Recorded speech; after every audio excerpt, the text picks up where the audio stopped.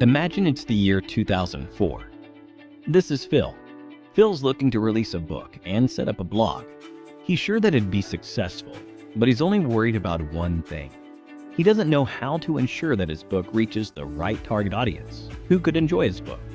During that period of time, however, there were only a few forms of advertisement available, like print ads, billboards, radio, direct mail, direct sales, and the television. All of these options were pretty expensive. Their effectiveness couldn't be accurately determined, and they didn't let him advertise his content to the appropriate audience. Phil's book would never find the audience it deserved. Now, let's have a look at the same scenario in the present day. Alongside traditional forms of advertising, Phil would have access to digital marketing, a form of marketing that's a lot more lucrative, inexpensive, and configurable. Marketing that would enable marketers to advertise their audience digitally using channels like search engines, websites, social media platforms, emails, etc. Among these types, social media marketing caught Phil's eye. Social media marketing would give Phil the opportunity to take advantage of social media platforms to advertise his content to a highly targeted audience.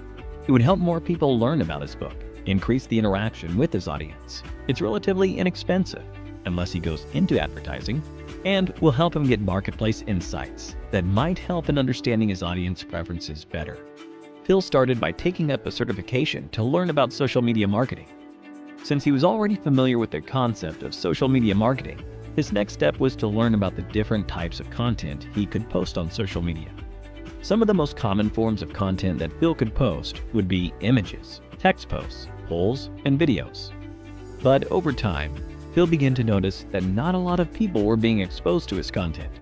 Phil needed to advertise his content.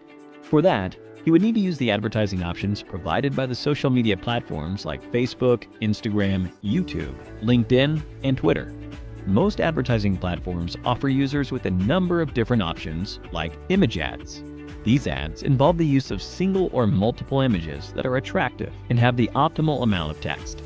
They also have a call to action that encourages user interaction. Phil could use images from his book, advertise websites that sell his book, and more. Then there are text and post ads. These ads could advertise posts or excerpts from Phil's blog or his book, further garnering interest from an interesting audience. He could also use video ads. Phil could use video ads that feature favorable reviews and customer testimonials to advertise his books. Phil could also use lead ads, through which he could collect information from users who are interested in a weekly newsletter or regular updates from his blog.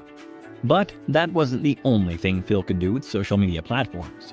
He could create a brand for himself and drive audience interest to it. Engage with them, create an identity, engage with content, finding content that works for him. Social media platforms also allowed him the opportunity to target audiences based on demographics like their age, location, gender, and much more. And in time, Phil began to see an increase in the number of viewers coming to his social media page and, by extension, his blog. He also saw an increase in the number of people who bought his book, greatly increasing his audience. Here are some things he learned. 1. To set goals that were quantitative, smart, and follow a constant deadline. 2. To understand his audience by engaging and connecting with them. 3. To set up a social media calendar to plan competitions, polls, surveys, videos, and more. 4.